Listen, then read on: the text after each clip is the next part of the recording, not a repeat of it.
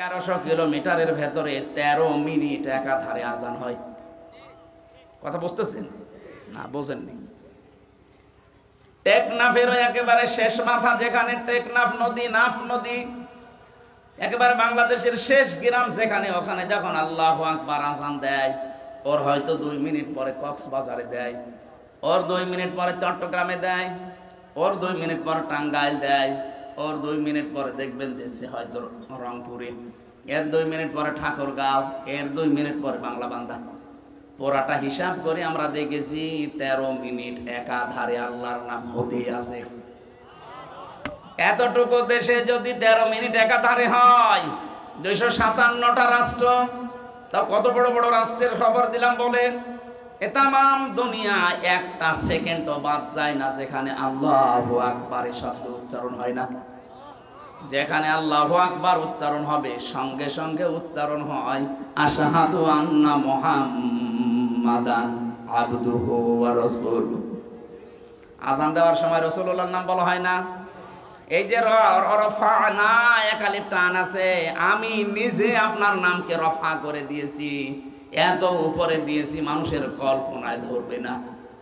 মানুষ যদি দুনিয়ায় কেউ আপনাকে না মানে, এরকম জগৎ যত বানিয়েছি সেখানে আল্লাহর নাম উচ্চারণ হবে, পাশে আপনার নাম উচ্চারণ হবে। এমনকি যদি 257টা রাষ্ট্রের কোন জায়গায় না হয়, যত সৃষ্টি আল্লাহ বানিয়েছেন, কোন জগতে যদি আল্লাহর নাম আর রাসূলের নাম উচ্চারণ না হয়, জান্নাতের ভেতরে লেখা আছে লা ইলাহা ইল্লাল্লাহু মুহাম্মাদুর রাসূলুল্লাহ। লক্ষ কোটি কোটি ফেরেশতারা এই শব্দটা জপতেছে, হে নবী আপনার নাম আমি এমন জায়গায় দিয়েছি কিয়ামত পর্যন্ত মানুষ কোল কিনারা পাবে না যে কত দূর। এই জন্য শুধু বাংলাদেশে না, আপনি যদি বলেন আমি মঙ্গল গ্রহে বাস করি, ওই জগৎকার বলেন বলেন।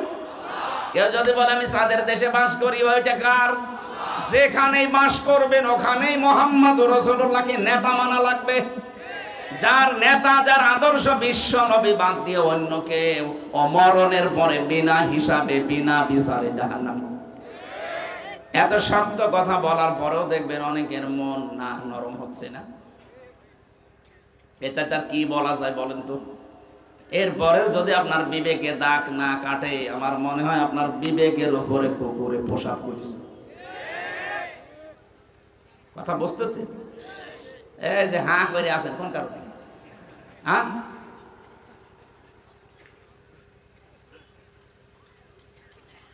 তাহলে সিনের প্রথম সামারাইজ কি? যত জগৎ আল্লাহ বানিয়েছেন, এটা নাজ্জালুল আমরু বাইনাহুন্না, এটা সূরা তালাকের ভেতরে আছে। যত জগৎ আল্লাহ বানিয়েছেন প্রত্যেকটি জায়গায় আল্লাহর বিধিবিধান নাজিল হচ্ছে, ওখানে যারা আছে তাদের জন্য আল্লাহর বিধান ওই রকম। এখানে যত মানুষ বাস করে মানুষের জন্য বিধান, আসমানে আল্লাহ যাদেরকে রেখেছেন সেখানে ওই রকম বিধান আল্লাহ দিয়েছেন। যত জিনিস আল্লাহ বানিয়েছে তার জন্য আলাদা আলাদা বিধান যেহেতু আছে। আর ইয়াতানাজ্জালুল আমরু বাইনাহুন্না, যত আসমান জমিন আল্লাহ বানিয়েছেন, আমরা জানি 7 তবক আসমান জমিন, 7টা হলেও তো 7 জায়গায় মানুষ নেই, আছে। আসমানের উপরে হয়তো আমাদের মতো মানুষ নেই, এখানে অন্য জাতি আছে, কি আছে আমাদের কল্পনার বাইরে, কিন্তু সেখানে আল্লাহর বিধান নাজিল হচ্ছে।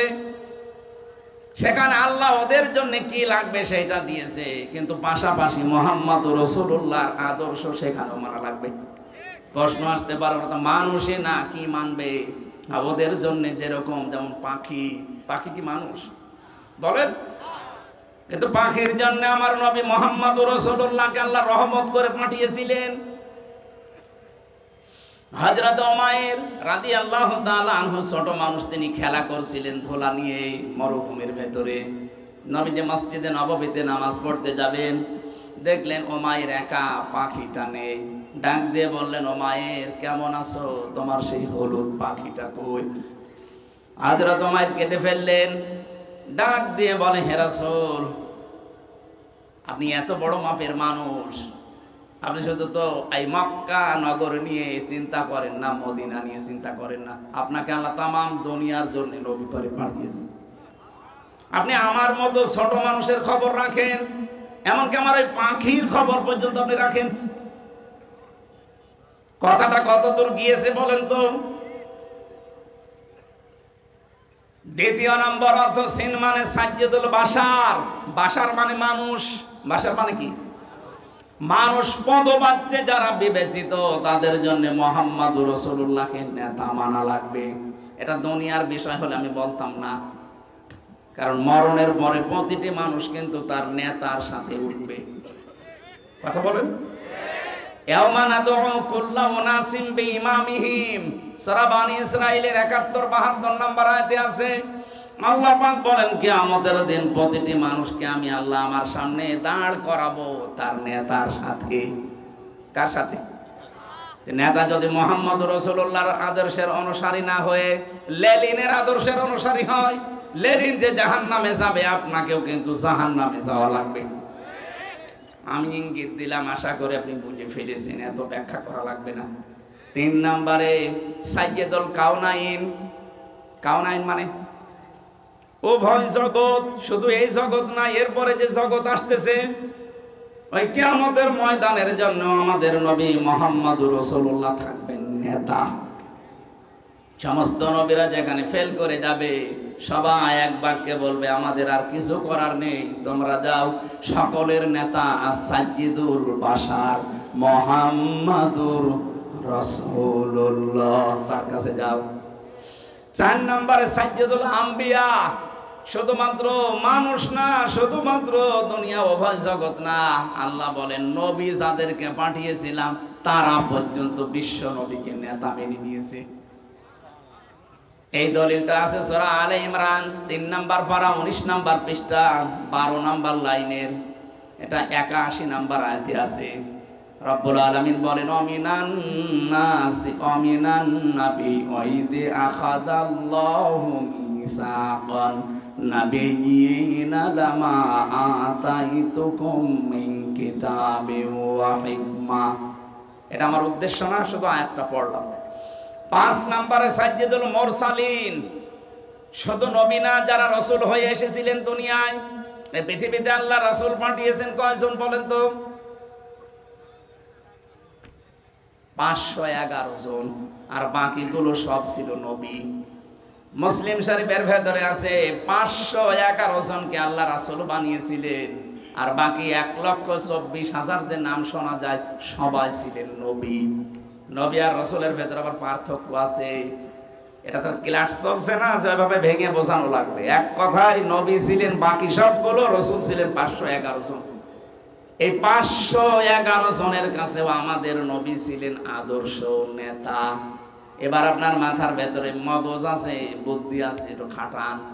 নবীদের রাসূলদের উভয় জগতে মানুষ হিসাবে তামাম পৃথিবী এবং যত জগৎ সবাই যদি রাসূলুল্লাহকে আদর্শ মানতে পারে, তে বাংলাদেশের ১৮ কোটি মানুষের কি হয়েছে? এরা কেন তার বাবাকে মানবে? হ্যাঁ, কথা বলছে না কেন? এরা কেন তার স্বামীকে মানতে যাবে? এদের তো একমাত্র কেবলমাত্র শুধুমাত্র আদর্শ হওয়া লাগবে, নেতা হওয়া লাগবে মুহাম্মদুর রাসূলুল্লাহ। এবার আপনি যান, ইয়াসিন পড়বেন না তাহা পড়বেন, পড়েন। ২৯টা হরফের ভেতরে নবীজির গুণগান আর নামের মর্যাদাগুলো আল্লাহ এমন ভাবে সাজিয়েছিলেন। আজকের তেলাওয়াতকৃত আয়াত সূরা বাকারা, মাত্র একটা আয়াত পড়েছি, এর মনে হয় ৩ ভাগের ১ ভাগের কথা আজকে শেষ হবে। আমাদের আজকের আলোচনার বিষয় আমি সাজিয়ে নিয়েছি।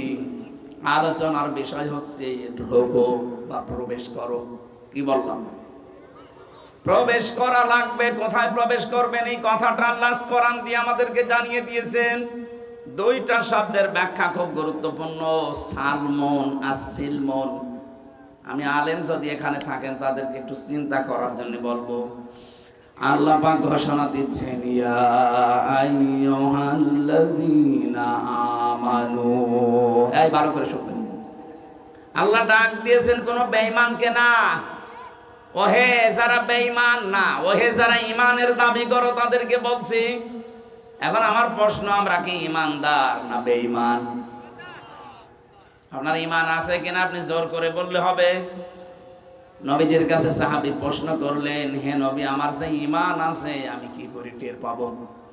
আমার যে ঈমান আছে ভেতরে আমি কিভাবে টের পাবো? এর লক্ষণ কি? নবীজি বললেন, ইদা সাররাতকা হাসানাতুকা ওয়া সাআতকা সাজ্জিয়াতুকা ফান্তা মুমিন। যখন তোমার ভালো কাজগুলো তোমাকে আনন্দ দেবে আর অন্যায় কাজ দেখলেই ভেতর থেকে একটা বাধা আসবে, তখন বুঝবে তোমার ঈমান আছে।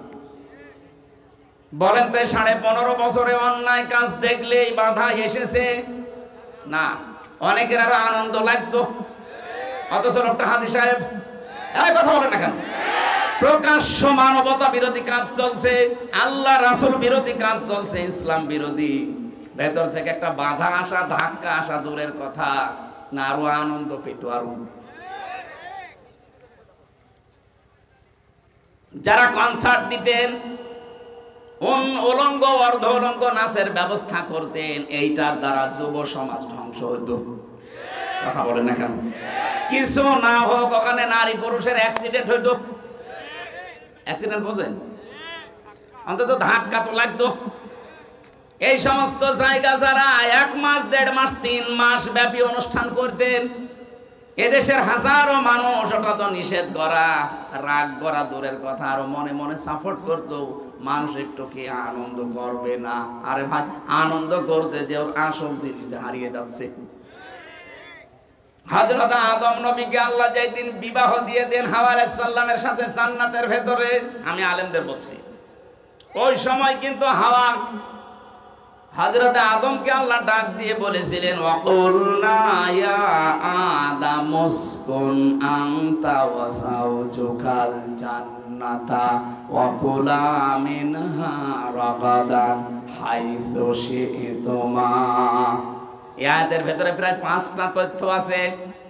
আমরা সাথে আন্দাজে সাওয়াবের নিয়তে পড়ি যাই, এখান থেকে আল্লাহ যেগুলো নিতে বলে একটাও আমাদের ক্ষমতায় নেই। হযরত আদমকে আল্লাহ যখন বিয়ে দিলেন জান্নাতে, ডাক দিয়ে বললেন, স্ত্রীকে নিয়ে চলে যাও। কোথায় যাবা? বাড়ি যাও। জান্নাত আমাদের আদমের বাড়ি আর আমাদের বাবার বাড়ি। কথা শুনতেছেন? জান্নাত আদমের বাড়ি, আদম যেহেতু আমাদের আদি পিতা, এইজন্য আমাদের বাবার বাড়ি কোথায়? তাহলে এই আয়াত থেকে প্রথম মাসলা কি আসে? এখানে যারা আলেম বসে আছেন, বলেন তো এখান থেকে প্রথম মাসলা কি বের করা যায়? আরে ভাই, চিন্তা ভাবনা না করলে আপনি কিসের আলেম? আপনার নামের আগে আলেম লেখা আছে, মাওলানা লেখা আছে, আপনি একটা জিনিস চিন্তা ভাবনা করে বের করতে পারেন না, তা আপনি আর আলামিন তো সমান। আপনার তো চিন্তা করা লাগবে এই শব্দটা আল্লাহ কেন দিলেন। এটা তো জান্নাতের বিষয়, দুনিয়ায় আল্লাহ কেন দিয়েছেন?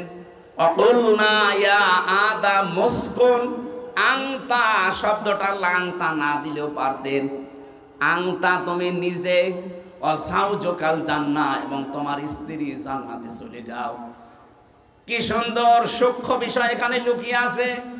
আংতা শব্দটা মানে তুমি, এটা না দিলেও তো অর্থ বাংলা হয়ে যায়। আল্লাহ কেন এই শব্দ দিলেন? আবার এটা জান্নাতের কথোপকথন, ওইটা বাদ দিয়ে আল্লাহ দুনিয়ায় আমাদেরকে দিলেন কেন? এই জন্য দিয়েছেন কারণ পৃথিবীতে এই বিবাহ শাদী এটা কিয়ামত পর্যন্ত চলতেই থাকবে। কথা বুঝতেছেন? কিন্তু বিবাহ শাদী চললে চলবে বিপরীত লিঙ্গের সাথে, হয়তো নারীর সাথে পুরুষ, পুরুষের সাথে নারী। এখানে শুনছেন না? কি শব্দ সমস্যা কি?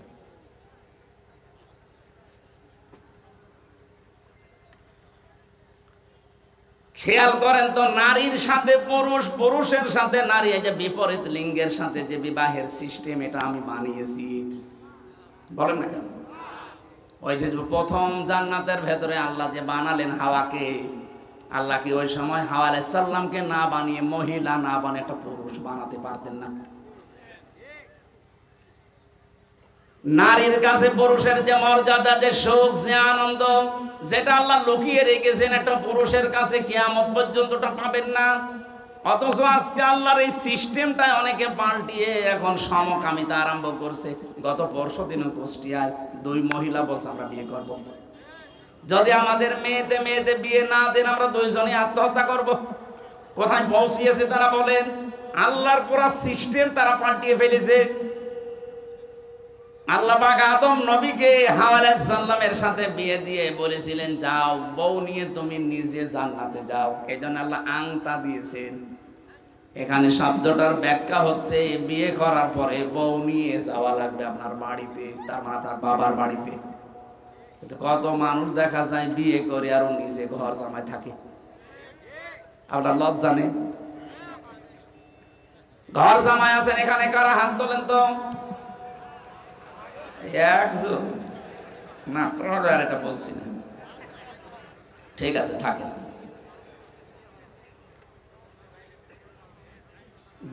দ্বিতীয় শিক্ষাটা কি?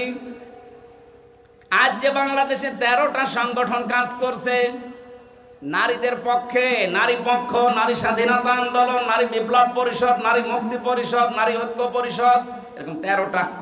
এদের প্রত্যেকের স্লোগান মেয়েদের অধিকার সমান দেওয়া লাগবে। পুরুষরা যেভাবে কাজ করছে মহিলারা ওইভাবে কাঁধে কাঁধ মিলিয়ে কাজ করবে। আরে ভাই, এই গঠনই তো আল্লাহ পুরুষকে আর মহিলাকে আলাদা দিয়েছেন। কথা বলে না কেন? আমার এখন 33 বছর বয়স, আমার ম্যাডামের বয়স এখন 26 বছর। ওর যে বয়স আমার যে বয়স, এই বয়সে একজন পুরুষ আর একজন মহিলা দুইজনের শারীরিক গঠন কি এক? অথচ এক খাবার আমরা দুইজন খাচ্ছি, দুইজনে একই খাবার খাওয়ার পরে একই হাঁড়িতে রান্না বাড়া, একই বাড়িতে থাকা, কিন্তু শারীরিক গঠন অটোমেটিক আল্লাহ ওরটা আমারটা পাল্টিয়ে দিয়েছে। কাজও দুইজনের আলাদা, আমার কাজ বাইরে, ওর কাজ ঘরে। এখন যদি বলি না আমি পুরা পাল্টাবো, এই যে মোটর সাইকেলে করে আসার সময় যারা আসলেন, ভেতরে যে টিউব আছে, ও যদি বলে না সারা জীবন ভেতরে থাকলাম আমার আর ভালো লাগে না, আমার গরম লাগে, আমি উপরে যাব, ও যদি উপরে আসতে চায় মোটর সাইকেল চলবে। কারণ বাইরে থাকতে হলে যে পরিমাণ প্রেশার নেওয়া লাগে, কত খোয়া, কত ইট, কত বালি, কত কাঁটা, ভেতরে যেটা আছে ওটা তো নরম, ওটা বাইরে আসলে 1 মিনিটও টিকবে না। কথা বলে না কেন? আল্লাহ এই জন্য দিয়েছেন খোলা। যারা তাফসীর ভালোভাবে পড়তে চান, বুঝতে চান, এই সূক্ষ্ম বিষয়গুলো নিয়ে বাড়িতে চিন্তা ভাবনা করবেন। আল্লাহ বলেন আদম তুমি নিজে স্ত্রীকে নিয়ে যাও। এখানে আংতা দিলেন আগে, কিন্তু দ্বিতীয় শব্দে আর আংতা দেয়নি, একবারে দিয়ে বসুন অকুলা। বউ নিয়ে বাড়িতে যাবা ঠিক, বাড়ি যেয়ে নিচে মরণের খাওয়া খাওয়া, এরপরে বউকে খাওয়াবা না। আল্লাহ কি অধিকার দিয়েছেন দেখলেন? মেয়েরা যদি এই অধিকারগুলো কোরআন থেকে আজ জানতে পারতো, ওরা এই অধিকারের জন্য আন্দোলন করত। ওরা জানে না, তাই ওদের ফাঁদে পা দিয়ে লাফাচ্ছে যে আমাদেরও সমান অধিকার দিতে হবে। এটা চাইতেছে যে লাঞ্ছিত হচ্ছে, ইজ্জত হারাচ্ছে, সম্ভ্রম নষ্ট হয়ে যাচ্ছে, ওর মান সম্মান সব ধুলায় মিশে যাচ্ছে। বিশ্ববিদ্যালয়ে যখন ছিলাম, সে 15 সালে 16 সালে বের হয়েছি আমি, ওই সময় বাসে যেতাম মাহফিলে, যশোরে ওই যে পালবাড়ি মোড়ে যেয়ে দাঁড়িয়ে আছে আসরের সময়, দেখি যশোর MM কলেজের মেয়েরা মিছিল নিয়ে আসতেছে ইফটিজিং এর বিরুদ্ধে ডাইরেক্ট অ্যাকশন। একটা যুবতী মেয়ে, 18-20 বছর, 22 বছর, 25 বছরের মেয়ে, বুকে কোনো ওড়না নেই, স্কিন টাইট প্যান্ট পরা আর গেঞ্জি গায়ে দেওয়া, এক হাত দিয়ে ব্যানার ধরে আছে আর এক হাত দিয়ে বলছে ইফটিজিং এর বিরুদ্ধে ডাইরেক্ট অ্যাকশন। বলেন তো এইরকম বয়সী মেয়েদের কেমন লাগে? চিন্তা করলাম আল্লাহ যে মিছিল আসতেছে, এখন তো দিনকাল ভালো না, আর নির্বাচন গেল 14 সালে। পুলিশ যদি আমারে ধরে মিছিলের পাশ থেকে, কোন সালের অপরাধী বলে আবার চালিয়ে দেয়। নিরাপদে গেলাম, এক চার দোকানে বসে ভান ধরে আছি যে চা খাচ্ছে, হঠাৎ দেখি পাশে এক পুলিশ। আরে ভাই, আপনার যন্ত্রণায় আসলাম আর আপনি আমার সামনে। পুলিশ আমারে বলছে হুজুর একটা কথা বলি। বলেন। এই যে মিছিল আসতেছে, যশোর MM কলেজের মেয়েরা সবই 22 বছর 25 বছর বয়সী, অনার্সে মাস্টার্সে পড়ে, এক হাতে ব্যানার, এক হাতে যেভাবে ইফটিজিং এর বিরুদ্ধে ডাইরেক্ট অ্যাকশন দিচ্ছে। হুজুর আমার সত্যি কথা বলতে এদের মিছিল দেখে মনে হচ্ছে আমি ইফটিজিং আগে করি। ঠিকই বলিস। বলেন একটা 22 বছর 23 বছর